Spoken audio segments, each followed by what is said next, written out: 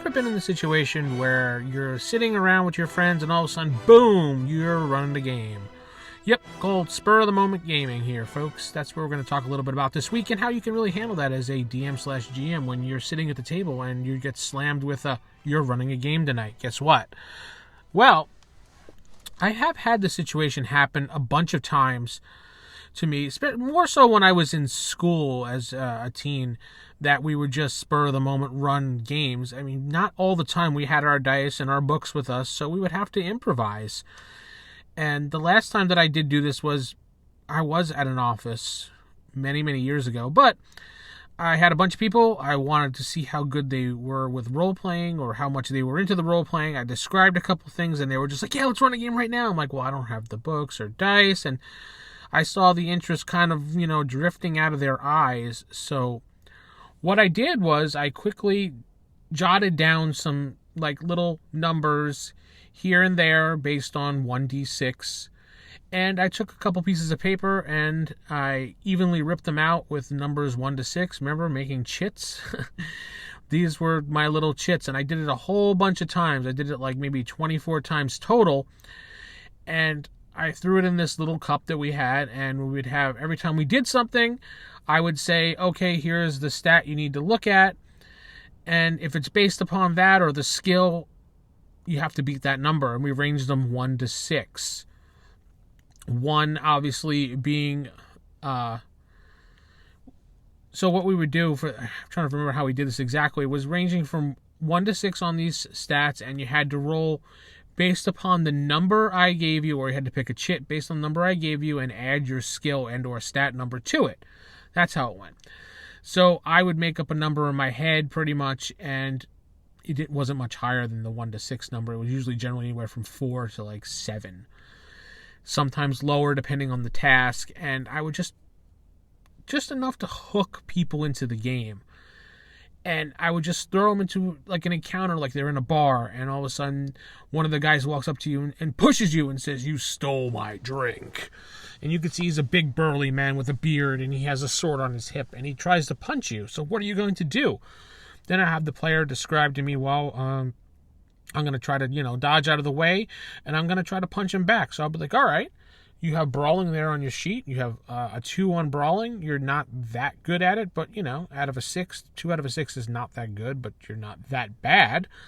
You're a little bit below average. So, okay, gave him the cup, shook it up a little bit. He picked out a number. He got a 4, added his 2. He got 6. I had the number listed as 5. And I said, okay, you hit a solid punch, and you knock him down onto the ground, and he rubs his jaws, he gets up, and he stands up, and he charges you with an attack. And then I would just pick a chit number out of the cup, and I'd be like, oh, he got a 5. I would add a +1. I always give up a +1 or a +2 to the NPCs when I'm doing these type of little games. And I'd be like, yeah, and he attacks you plus, oh, it looks like he misses. And we would also have some type of defense number, and I don't remember the exact details of what we did. But sometimes you're in a situation where you're going to run improv games like that, or write spur-of-the-moment games. And I have been in situations where people have pulled out D&D characters and be like, all right, nobody showed up tonight, so we're going to play this. And I had to think of something off the top of my head. And generally, it's not that easy to do so, but if you're very good at improv, and I'm not talking about comedy improv, I'm talking about situational improvisation. I can't talk today, improvisation. You can be a DM of the spur of the moment. A lot of the things that I do as a DM is reaction. I call myself a reactionary DM because I present things to players and react off of them. I give them a situation, I set them up, I allow them to do what they want, and based upon what they do, I react to that and give them another choice. So players do drive my games in a sense because I am giving them all of the choice they possibly want in the game. So there's no complaining in my game of railroading or shoehorning people into things because I'm basically just giving them choices and they're picking the choices. Or not picking the choices and just going with what they want to do. Again, I think one of my friends described it as, you're the type of DM that says, here's the scene. What do you want to do?